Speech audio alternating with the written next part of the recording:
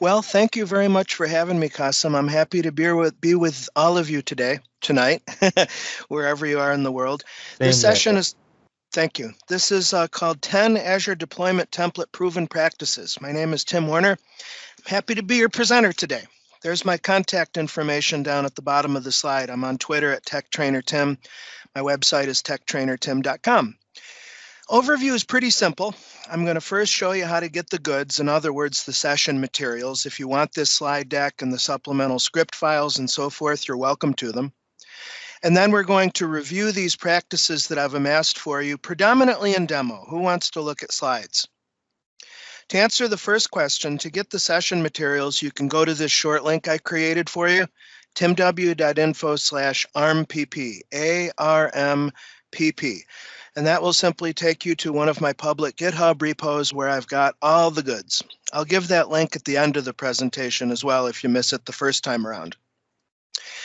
Now, I'm not a fan of, you know how when you see in your news feed or however you get your news, 10 tips to do this or 5 best ways to do that, and you click to the page and it turns out to be one of those carousels where you have to keep clicking through pages. Oh boy, is that annoying. So I want to front load these 10 suggestions for you right now, and then we'll drill in on most of them. I don't know if we'll get to all of them in the scope of the hour, especially because I'm here to answer any questions, comments, curiosities that you have along the way, but let's do our best. By the way, these proven practices are not in any particular order. One, hopefully you and your team, regardless of your cloud, have a solid resource naming convention. We're going to see that that comes into play all day long when we're designing and authoring our resource manager templates. Having a solid development environment. You know, there's lots of different ways to author ARM templates. You could just use a simple text editor.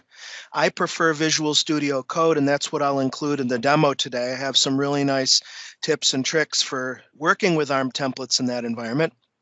Understanding template syntax. What's interesting to me anyway is that JSON, JavaScript object notation, is not a programming language. You know, it's a data representation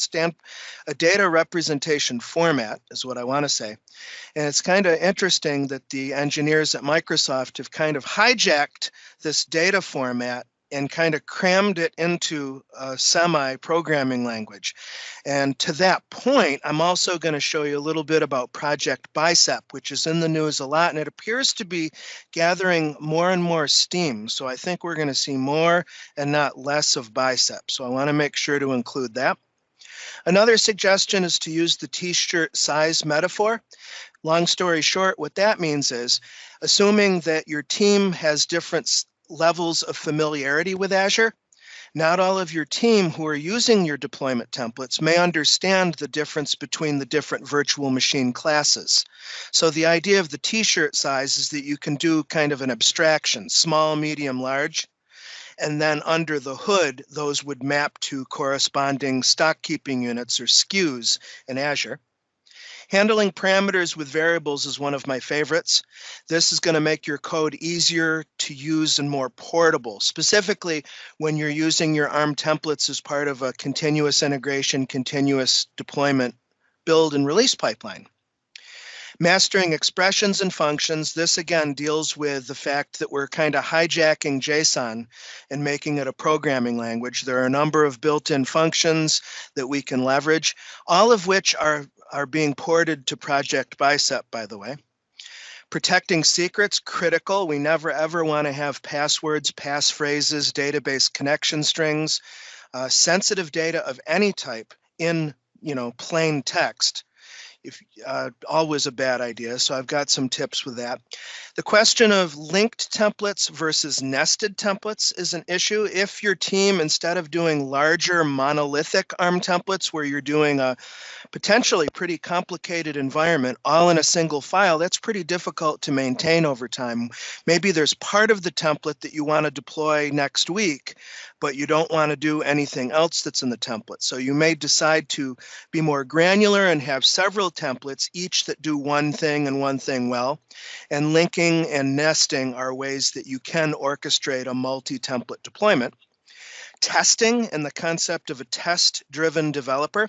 This is interesting to me because it reminds me of the move we have in IT of DevOps, where you may historically not be a programmer or an application developer. You may be more on the infrastructure side, but more and more we're seeing a lot of these development terms and practices coming over into operations, and test-driven development is certainly part of that. Lastly, just a heads up on some various ways that we can include templates in pipelines. This is in keeping with the DevOps principle of infrastructure as code, where in your shared code base, say a Git repository, you're storing not only your application source code, but you're also storing your infrastructure definitions. Again, I'm here to answer any questions as they come up along the way. And also, just to presuppose some questions, we'll make sure to compare ARM templates with Terraform and some other infrastructure as code platforms as we go on. Whoops, we don't need the summary. So let me minimize my slide deck and let's get into our first demo, shall we? I want to, first of all, do a quick Google search with you because I'm a huge Google searcher. And rather than just give you a whole bunch of links, you know that you can just hit Google for just the answer to any question as you want. Azure resource naming, and you don't even have to be a good typist, which is good for me.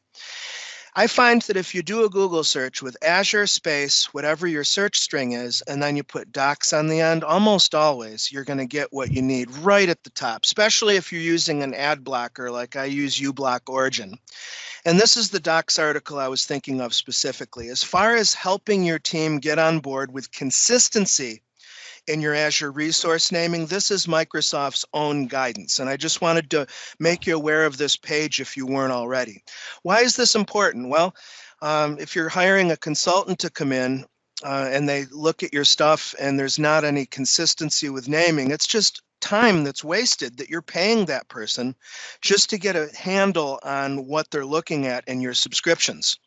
We'll also see that by developing a consistent naming strategy, that's going to make your ARM templates much more readable and much more standardized in the name of governance. So there's that. Point about developing a good, solid ARM authoring environment. Some other options besides VS Code, if you are into Visual Studio, the full integrated development environment. I don't know if you knew this, but Visual Studio does have a free community edition. Look for Visual Studio 2019 Community Edition and just make sure to install the Azure workload. And there's lots and lots of templates and IntelliSense completion and all of that good stuff for ARM template development. But I'm going to go really simple here and just quickly get you up to speed on how I would suggest setting up Visual Studio Code for maximum efficiency with these templates. This file we're looking at isn't relevant to what we'll do, so I'll close it. I like VS Code because it's a free cross-platform open source code editor. And so it's going to behave the same way whether you're on Windows, Mac OS, or Linux. If you're on Windows, you already have at the least PowerShell Desktop or PowerShell 5.1 installed. But step one, of course, you'll want to install PowerShell Core. I would get the latest version 7 release from the GitHub page. Once you've got PowerShell Core installed, I would also recommend that if you don't already have the Git client installed, that you make sure that you have that just in the name of keeping up. I myself like the package from git-scm.com. And of course, you can get the client for Windows, Mac, and Linux, and it's already in box in Mac and Linux anyway. Once you've got Git installed, you'll find that VS Code will immediately tap in and recognize whenever you're in a directory that's using Git version tracking, it'll light up this Git extensions, the source control area where you can work with Git, including all of the Git tools, et cetera, okay? Lastly, of course, there's installing Visual Studio Code itself, and that brings us pretty much to what you're looking at right now on the screen. As far as the Azure PowerShell modules, I would do something like install module name AZ. Be aware that the PowerShell gallery has Azure, it has Azure RM, and it has AZ. AZ is what we want nowadays because that's the cross-platform version of those modules. Once you've got that loaded up, what else do we need? Well, to kind of finish up, we can in Visual Studio Code go to the extension gallery here, and there's a couple Microsoft extensions that are very important in my opinion. The most important, well, of course, there's PowerShell, because this is going to give you language support for PowerShell, including Azure PowerShell, so we'll certainly want that. But as far as ARM goes, we've got the Azure Resource Manager Tools extension right here, also from Microsoft. This is going to give VS Code the ability to understand the Azure Resource Manager JSON syntax and give you the code lens where it'll give you tips, hover tips, and all that kind of stuff. And also a library of snippets or pre-made code fragments to make your development even easier yet. I love this extension so much. Lastly, if you are going to get on board with Project Bicep, Microsoft does have a Bicep extension available in the gallery as well. And this will allow VS Code to understand, wait for it, Bicep files. More on that as we go on. How does VS Code know that you're working with a JSON document? Well, it's all about the file type, isn't it? So I'm going to create a file and save it right on my desktop. And let's say that we're going to deploy a storage account. And by the way, in the context of this demo, I'll make sure to include the other proven practices as we go on. Let me zoom in a little bit more now. Right now, it's untitled 1 text. That's not actually what I wanted. So let me save as again, and I'm going to call this stg.json. I want to make sure to include that file type. Why?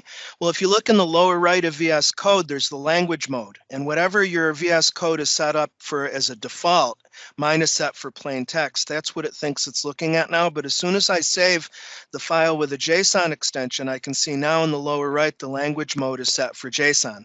We're not all the way there yet, though, because VS Code doesn't yet know that this is going to be an ARM template. Because I have the ARM tools extension installed, I can invoke those snippets I told you about just by typing ARM. And as you can see, you have to hover over to get this to expand.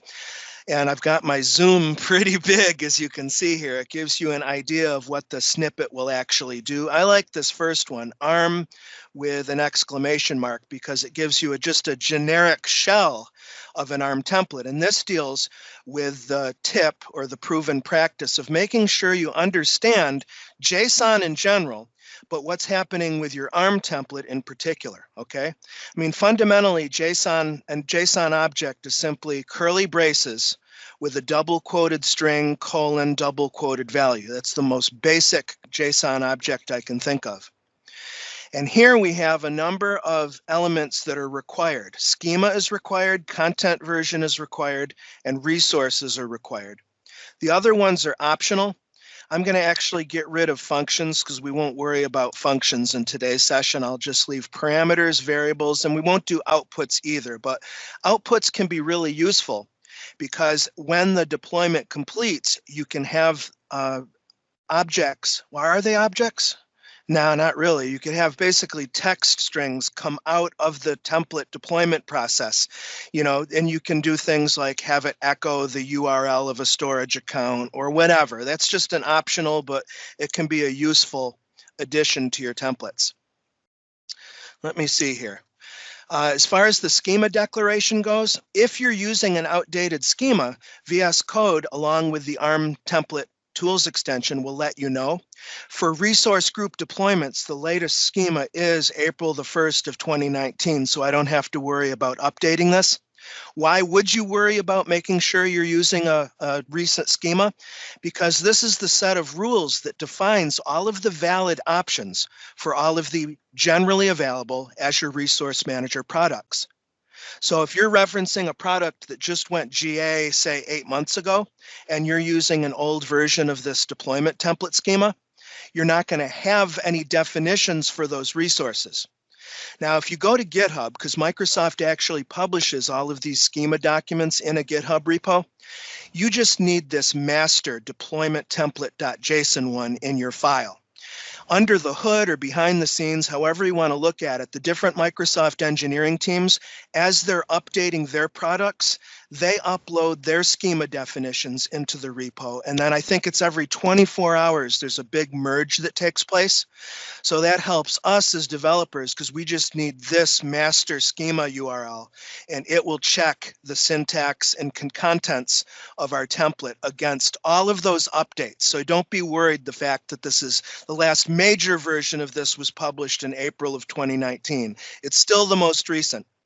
Content version is required. It has to be a 4-element number. And once again, if you hover over, the ARM Tools extension gives you that help. So that's an important practice. Take advantage of all of the helps that these extensions have to offer.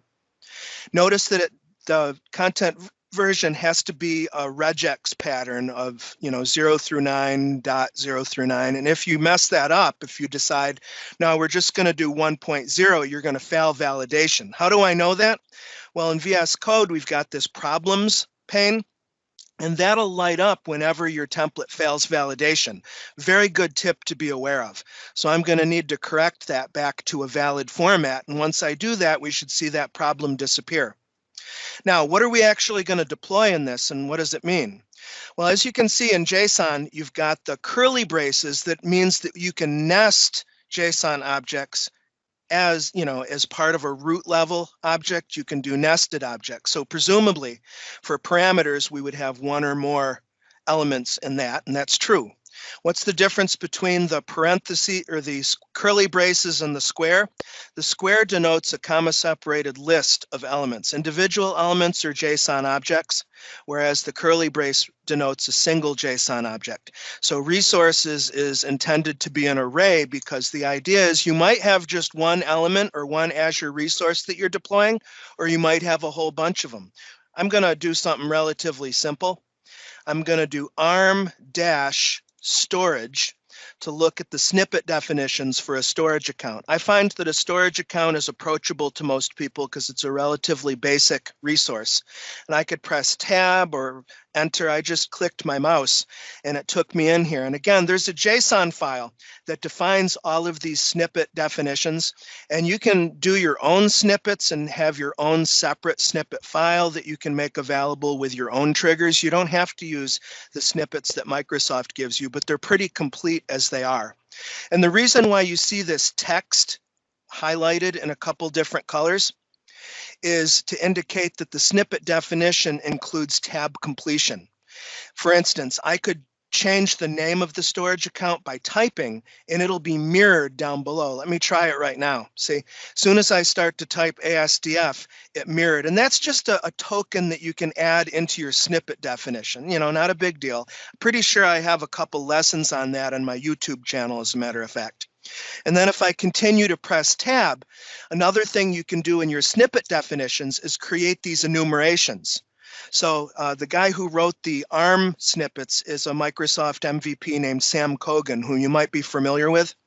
And he's included here storage v2 and blob storage as options. And I can use my up and down arrows and hit tab. It looks like there's no enumeration for standard LRS, but for tier, it looks like Sam included these.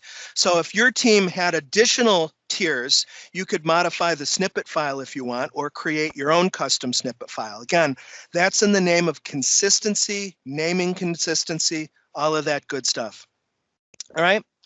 Now, next, what about that proven practice about using parameters and variables to make your code as portable as possible? What's that all about?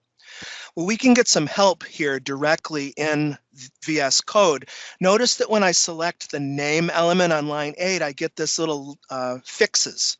And it's asking me here, and by it, I mean the ARM Tools extension, do I want to extract that element as either a variable, as a parameter? What the heck is the difference between a parameter and a variable anyway? Well, a parameter is going to be a value that you provide at deployment time, all right? Whereas a variable is either a static value or it's an expression that is used internally into the template. And what I want to drive across here is that a proven practice is to use parameters as your input values and then patch them into variables which you reference throughout the resources part of your template. Look at it this way. Regardless of where you're deploying your ARM templates, as I said, you could be doing it as part of a CI/CD pipeline with your DevOps group. The parameters kind of poke out. That is, they're externally viewable in your pipeline, whereas your variables are not. Your variables are completely internal to the pipeline. So we definitely want to extract any values that are going to likely change from deployment to deployment. And notice when I chose extract parameter, the command palette drops down and it says, what's your parameter name? Another proven practice from Microsoft is to use camel case. Now, do you have to? No, it's just, again, a convention, a proven practice. The reason why I call this presentation proven practices rather than best is largely subjective, isn't it? I'll call this STG account name. Enter. Now it's saying description. What's this all about? This again is a proven practice, documenting your JSON. There's a metadata element that you can add to your parameters. This is going to be useful because anybody who's working with those files can look at that metadata description, and this is a good place to put requirements, limitations. For instance, with Azure storage accounts, there's a whole bunch of restrictions. You have to be lowercase only. I think it's 3 to 21 characters. This is a great spot to inject that data just for education, edification, and documentation. I'm just going to say storage account name, globally unique. Press enter, and there we go. So by doing that now, we have a parameter definition where we have the name of the parameter, its data type. Notice that there's a default value field, and then metadata is something that you can add throughout your template to offer a description or additional information. We can also see that VS Code has used one of those template functions that I referenced a little bit earlier. There's some useful websites, documentation websites. I'm not sure if they're in the repository yet or not. Let me see. Maybe in the README? Let me quickly see. Oh yeah, good. So in the course files that I shared with you, the README file itself rolls up all these references that I have for you. You can see for tip by tip, I'm giving you links to each element. ARM template syntax, these are some very useful reference links because you may not have a snippet available or you're not going to use a snippet. For example, Azure Firewall and Azure Bastion, I'm not sure that those are even included in the snippets yet. So that brings up the question of going to the ARM template reference and looking up what it is that you want to deploy. Like, let's say that you were interested in Bastion. We can see here that, what do we want to look at? Bastion host. Let's just try this first one. There we go. You see how nicely documented this is? So the idea is you track down what it is you're going to deploy. You know you're going to need to represent it in ARM template JSON. You've got it right here, and notice that Microsoft is including both JSON and Bicep nowadays. So this is what I mean earlier, that you may want to get on board Bicep sooner rather than later, because it looks like it's not going to go away. Let me just let the proverbial cat out of the bag now about Bicep. I don't like holding stuff to the end. I think that's nonsense. The idea with Bicep, I think Microsoft is kind of taking some hints from HashiCorp Terraform. Are you familiar with Terraform at all? Terraform is an infrastructure as code platform that has, in my opinion, its chief advantage is that you learn one domain-specific language, or DSL. It's called the HashiCorp Control Language. And you can use it to write infrastructure definitions. And then you can plug in providers for different environments, you see? So if you want to deploy to Azure, you can just load the Azure provider in your Terraform file. If you're going to do a Google Cloud or AWS, same thing. So you're using a single DSL, plugging in the modules that you need. These are some reasons why HashiCorp is pretty popular. It's a good platform, it really is. So Bicep is an open source domain specific language that's meant to take a lot of the programming that Microsoft has shoehorned into JSON here. JSON, again, is not meant to be a programming language. And it's meant to be an easier way to declare what you want your environments to look like. So the syntax actually looks to me a lot like a mashup of YAML and JSON together.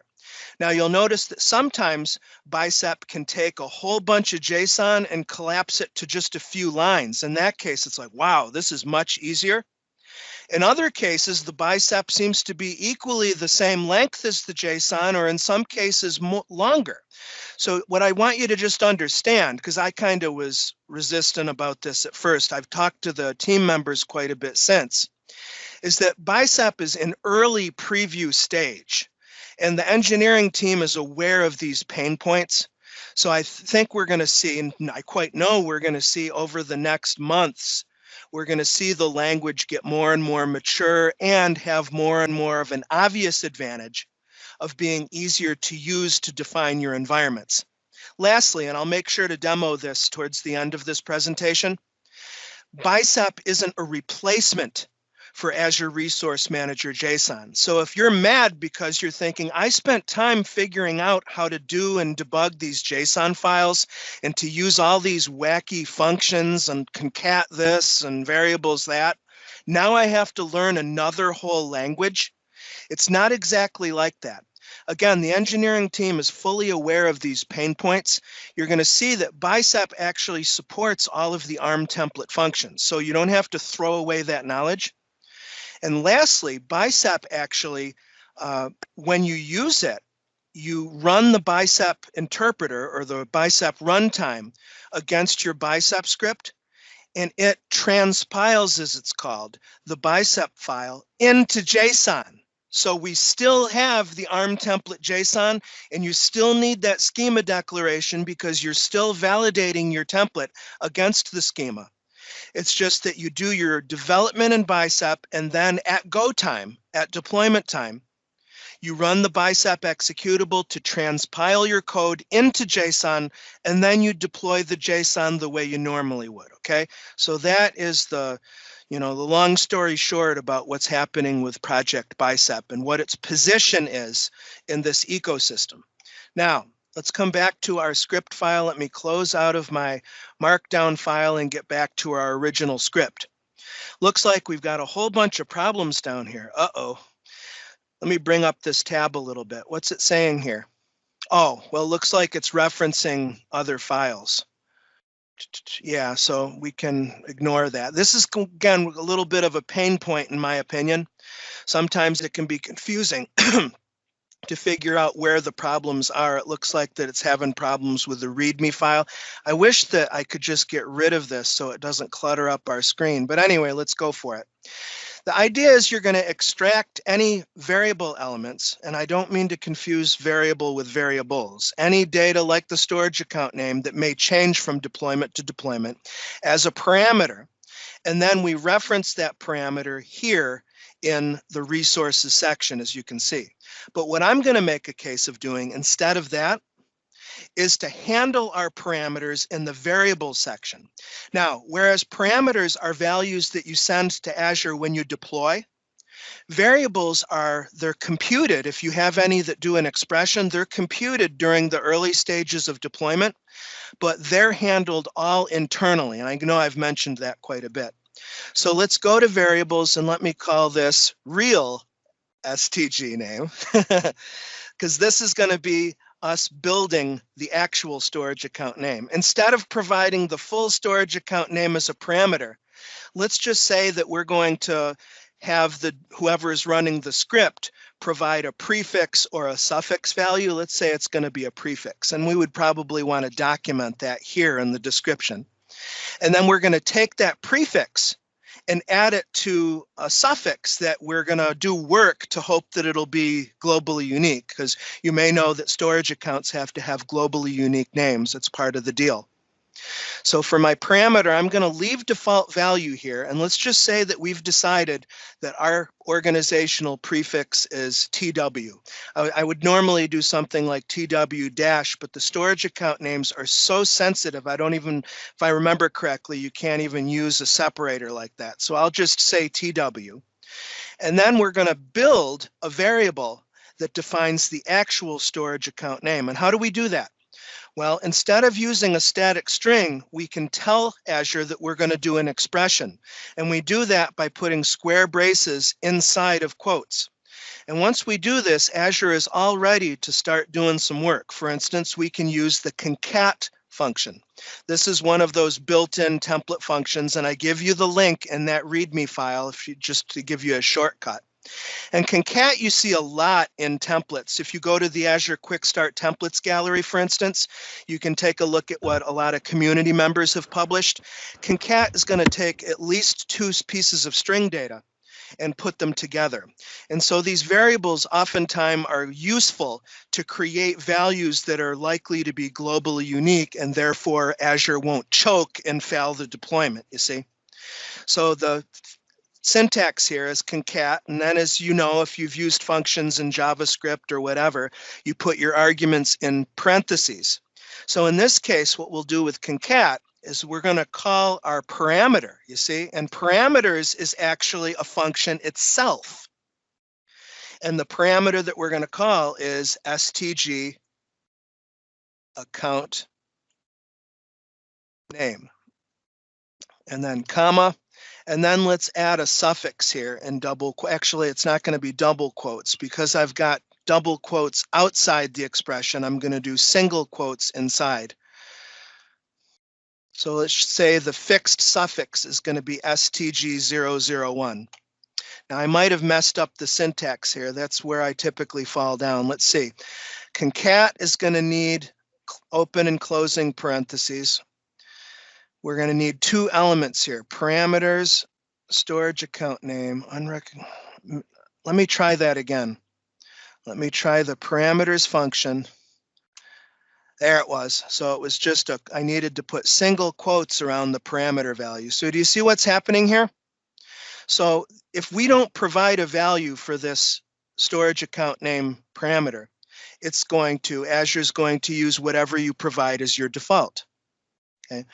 Now, in this case, if we don't do anything, it's going to be TW. The actual storage account name in this example is defined here in this variable. And we're going to do an expression that concatenates the value of the storage account name parameter and put that as a prefix.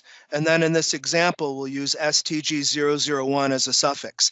There are other functions like resource ID where you can basically have Azure give you a GUID or a globally unique ID. You see that as a common pattern in your work. So again, I'm just trying to roll together these 10 points as seamlessly as I can. Understanding the mechanics of ARM template syntax, being familiar with the functions.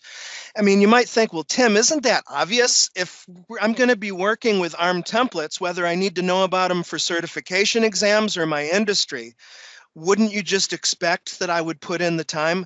Well, that's not what I've found in my work in the industry. I mean, let's face it, as an IT professional, it's too easy to put out fires and not perhaps take enough time to figure out why I'm doing this, as opposed to just copying and pasting from a GitHub repo or Stack Overflow or whatever.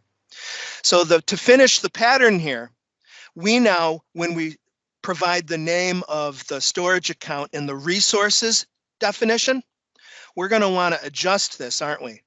We're going to still use an expression for the name of the storage account, but in this time we're going to call, wait for it, the variables function, and we're going to pop in the real STG name variable value. Again, why is this important?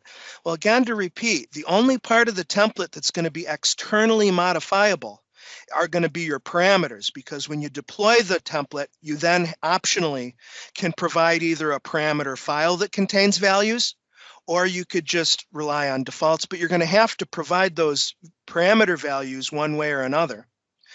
And then you can do your logic and variables and then plug in that logic where you need to in resources. That makes some semblance of sense?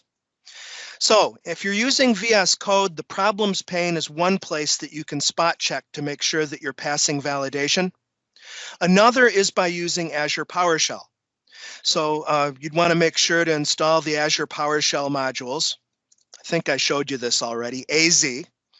We'll then want to sign in to our subscription with Connect AZ account, which I've already done. You can check what your subscription context is with Get AZ Context. Let me double check here. Microsoft Azure sponsorship. Yeah, looks like I'm good to go with that. And then as far as Azure PowerShell to work with your template, well, first I'll want to be in the directory that my STG file is in. So let me quickly go there. There's two commands. Matter of fact, let me quickly boost my font here because I know that the terminal font is pretty small. So let me open my settings and do a search for terminal, and let me make the font size 24 instead of 20. All right, we've got test AZ resource group deployment. So this proven practice it's not on my list, but if you're not up to speed with PowerShell yet, I strongly suggest that you do so. You probably heard that at least 36 times, right, in the last year. Why do I recommend that? Well, number one, if you're going to do any of the Azure certification exams, you're going to need intermediate level PowerShell or you probably won't clear the exam. Number two, it seems to me a no-brainer that when you're going for your next engagement, you're going to have an advantage over your competition if you're proficient in PowerShell. Number three, PowerShell is universal. You can use it in AWS, Google, Azure, on-premises environment, it doesn't matter. Finally, in case I haven't justified it enough, PowerShell v7 is cross-platform, which means that you've got a single language that goes across operating systems. All right, so test AZ resource group deployment. We're going to have to validate this template against a resource group because that's the fundamental deployment unit in Azure, at least most of the time. And nowadays, you'll find that the Azure PowerShell extension, the PowerShell extension in VS Code will actually do tab completion on values. So notice I'm tabbing through and it's fetching the actual resource groups in my subscription. I absolutely love that. And there's a number of options here. If you're using a separate parameter file or not, you can actually specify a URI. If you have your template and or your parameter in a repo, particularly a public repo, you can just path out to it this way. Otherwise, if it's a local file, we could do this. Template file is, it's in my local directory, so ./stg.json, you see? Let me see, anything else? I think that's about it. Yeah, so let me come back with my mouse. Why am I doing the PowerShell validation when we've got VS Code and the problems? Well, unfortunately, one of the hazards of open source software that's being developed all the time is that I've sometimes seen templates fail validation in the problems and pass over here in PowerShell and vice versa. I've seen problems in PowerShell that were not detected here. So as a general proven practice, I would double check and just make sure to do test so that you're passing muster. Unfortunately, test AZ resource group deployment doesn't give feedback. If it passes, you just get your prompt back. So, I wish that it gave us a more explicit response. Lastly, we can do the deployment by using up arrow and just adding a couple things to this command. Because the test AZ resource group deployment and the new AZ resource group deployment are very similar. So we can reuse everything we've done thus far. We'll want to add in some additional stuff. Like what? Well, Azure PowerShell nowadays has a switch parameter, the new AZ resource group deployment commandlet does, called what if. And this again is Microsoft being influenced by Terraform. If you've used Terraform before, there's the concept of the execution plan, where when you're doing your Terraform configuration file, you can have Terraform tell you what it's going to do, so you have a pretty clear idea before you actually undertake the deployment. So we see that by adding what if to our new AZ resource group deployment command, it's going to do a create operation. It tells us what scope we're going to operate in. In this case, it's the resource group scope. And then the plus tells us that we're going to add a new storage account, and it tells us what it's going to use for the properties based on what are in your template. Unfortunately, it's a bug that when you use that, it kind of messes up your terminal here, as you can see. So let me up arrow one more time and get rid of what if, and you could add, say, verbose. There's some other options that you can do. There's mode. This is a proven practice that I want you to be aware of. That Azure Resource Manager template deployments work as an incremental update by default. And that means that if your deployment does fail partially through, you can fix the error and rerun the entire deployment, and you don't have to worry about Azure destroying anything. You know what I mean? That's called the incremental deployment mode. But notice that you can override that here by specifying the mode parameter. Be careful with this, because a complete deployment is going to instruct Azure that anything that's in that resource group besides what's in your template, delete. Yeah, so that's why incremental is the default mode. So we don't even need to provide that as an option on our command line. So understand that we can use this command in the context of a task that we use in Azure Pipelines, in Azure DevOps, or if you're a GitHub person, GitHub Actions. So it's worth your while to know this for many reasons, for sure. So I'm actually going to undertake this deployment by pressing Enter and going on. Now, let me revisit, before I forget, that concept of Bicep just as a value add, because I've got some sample files here that I can show you. For comparison purposes, I have a sample Terraform TF file here. And by the way, if you think you'll be working with Terraform, you definitely should get the official Terraform extension so that VS Code can understand it, and so on and so forth. Another reason why I find many colleagues prefer Terraform to Azure is that they feel that the syntax is easier to understand. We don't have to know all of those various ARM template JSON acrobatics. We've got, as I said, a pluggable architecture with HashiCorp. Why am I showing you this? Just to show you at first glance what the HashiCorp control language looks like, and then you can immediately see how similar it is to the Bicep language. So here I've got a file in the course files that I've called storageaccount.bicep. Again, that extension is crucial, because if you have the Bicep extension installed on your system in VS Code, it'll be recognized as a Bicep file down here in the language mode, and that means you'll get IntelliSense code completion and code lens and all of that good stuff. Notice that the language itself takes quite a bit of inspiration from JavaScript. We can see that we use the param keyword to define our parameters and the var to define our variables, where it's much, much more straightforward, isn't it, than all of those nested elements that we have in JSON. And then for each resource you're developing, you say resource and then whatever the name is. This is just using a static value, but you can use expressions in Bicep. We could do concat, we can integrate with parameters and variables. All those things are the same. But notice that the syntax is quite a bit different. Whereas in ARM, you have the variables and parameters functions. With Bicep, you use this $curly brace syntax, and you don't explicitly state that you're referencing a parameter or a variable. It's the same syntax for both.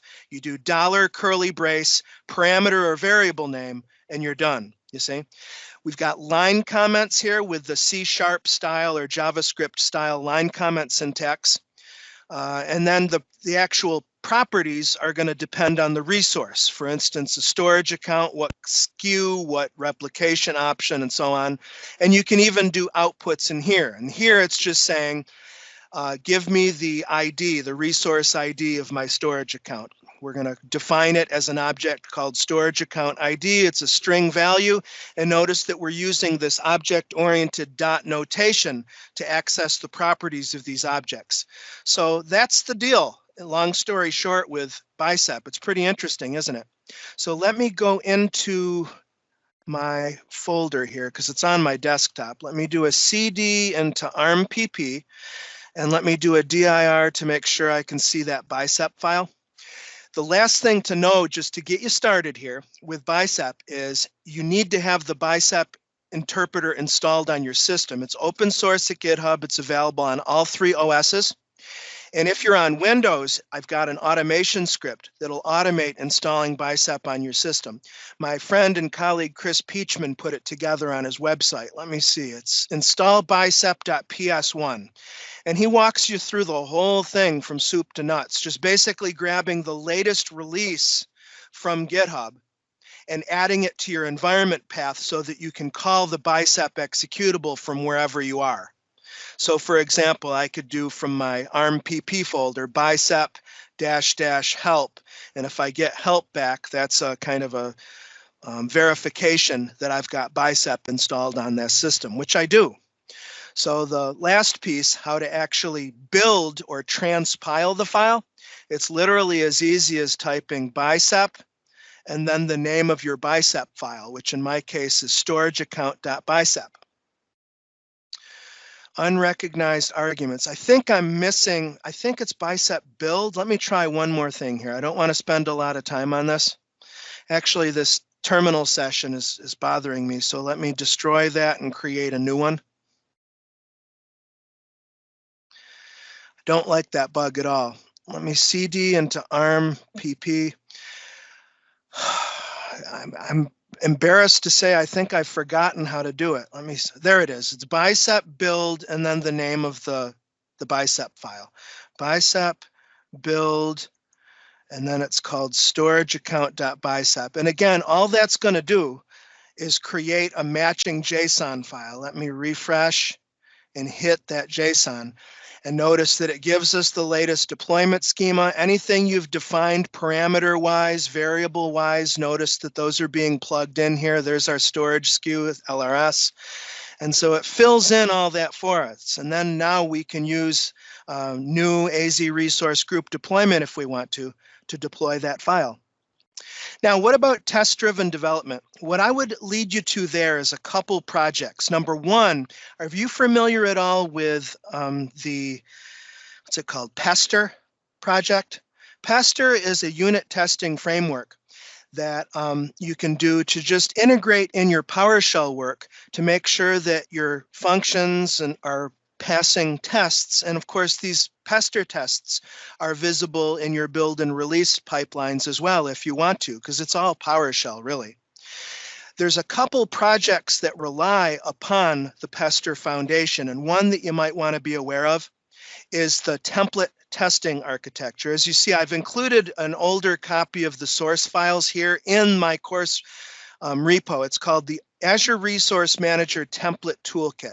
Let's just quickly jump online to show you this, because there's a couple resources along these lines that you might want to take with you. Again, what we're doing here is trying to make sure that our template development is as readable as possible, is as secure as possible, and is in accordance with as many of these proven practices as possible. So Microsoft has created this test toolkit, which is basically a pre-done library of Pester tests that you run against your own deployment templates and parameter files, and it'll give you a report of ways that you can improve your templates. So this could be a dramatic time saver for you, as well as something that can dramatically improve the quality of your Azure Resource Manager template. So I wanted to make sure you were aware of that project, the ARM Template Test Toolkit, and it's right at GitHub. Of course, it's cross-platform, Linux, Windows,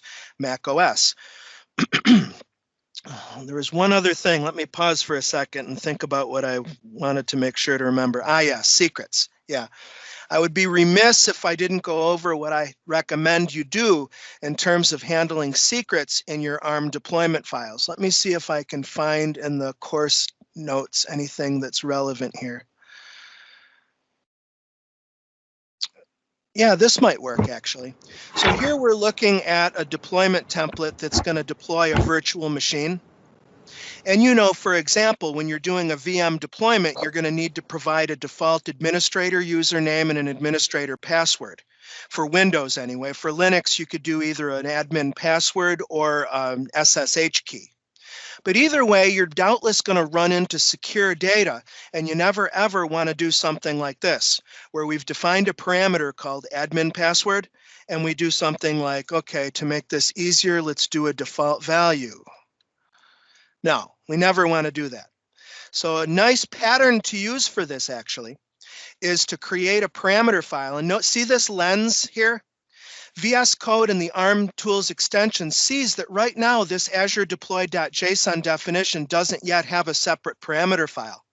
And so we could create it. I mean, it's not a big deal, but the ARM tools extension can automate that for you. So I'm going to hit select or create parameter file. And do we want to browse to find an existing one, or do we want to create a new file? Do we want to include all parameters or just required? I'm going to choose all. And now we're asked to provide a name for it. Let me go back to the root of my ARM PP folder. And the default name is Azure deploy.parameters.json. You'll find if you go to the Azure Quick Start Templates Gallery that they use Azure deploy.json as a standard template name and Azure deploy.parameters.json as a standard parameter name. But please understand that those conventions are not fixed. You can name your template foo.json if you want, as long as you and your teammates know what's going on there. So the benefit of having a separate parameter file is that you can include some or all of those input parameters. And here, notice that we've got a parameters nested object. And then we've got our admin password. And normally you've got a value key value pair. And again, we never ever want to do something like a password as plain text. So we don't want to have value here. Here's the tip I have. Instead of value, you can provide a reference to an existing Azure resource. Reference is a really great function because it allows you to capture the runtime state of an existing Azure resource. You can use reference in the body of your template as well. In this case, I want to fetch a reference to Azure Key Vault because we're going to keep our virtual machine password in our Key Vault. What do we need for that? Well, we're going to need the resource ID of the Key Vault. That tells Azure where to find the vault. And then we're also going to need the value of the secret, specifically the name of the secret. So what we would want to do is we would have that secret created. So if we quickly jump over to the Azure portal, I do have a Key Vault ready to rock. Let me zoom in a little bit too. And so presumably we've got our super high security VM password here. Let's just say I want to use win2.ade is going to be my password. That's one thing. We'll want to note the name of that. We're going to need the resource ID, which is basically like a fully qualified path to the Key Vault itself. So we can get that always on the properties page. Here it is right here, resource ID. So I want that. I already forgot what the secret is. Not a key, we want a secret. So let's use timvmpw. Yeah, that's what I wanted. I wanted that secret, timvmpw. Good. Now there's other stuff involved too, like you'd need to make sure that whoever is running the script has an access policy to where they have permissions to A, come into that Key Vault, and B, fetch the value of the secret. So I'm going to substitute in here timvmpw, that's the name of the secret, and I'm going to pop in the resource ID of the Key Vault. Isn't that an awesome pattern? So that's using the reference function to be able to just tap in and pull a secret value. And because in the body of your template, you're using the secure string data type, this means that Azure is never going to display the raw value, even after it fetches it from Key Vault. Good stuff. Before I pause and ask for your questions and comments, concerns, and curiosities, let me do one more thing here. The question of your modularizing your code. You've got a couple choices. Let's say that you've got one template that does a storage account, one that does say a machine learning workspace, another one that does a data lake store, and you want to orchestrate that deployment. I mean, one option would be to put all of the resources in a single monolithic template, but that's not scalable at all. So what are the two ways that we can link or reference multiple templates together? Well, the not advisable way is to do nested. And with nested, what you're doing is basically copying and pasting an ARM template inside of a parent template. So in this case here, you see on line 11 in the resources block, we're specifying the type as Microsoft.resources/deployments. And then we're slam dunking here an entire template inside. Yeah, I mean, it'll work. And then there's issues of scope because you've got parameters and variables defined in the parent and potentially also in the child scope. Yeah, nesting is not really a solution in my humble opinion. The closest I can think of to a solution to this is to use link templates. And even this, unfortunately, has pain points. With a linked template in the resources section, we're creating a type of resources deployments again. Name linked template, that can be anything. But the main part here is you provide a template link, and that needs to be a URI, which introduces questions of, well, what if my template is protected? What if it's in a private repository? If this is a public repo, the URI is no problem. You can get to it without any issues. But if it's secured, if it's in Azure repos and you need authentication, you need a personal access token or something, you can do that. You can create a shared access signature or a SAS token, but that kind of defeats some of the automation. You might want to do that SAS token as a parameter and then patch that in. You see what I'm saying? I do have good news that if you're interested in Bicep, the team is well aware of this limitation with linked templates.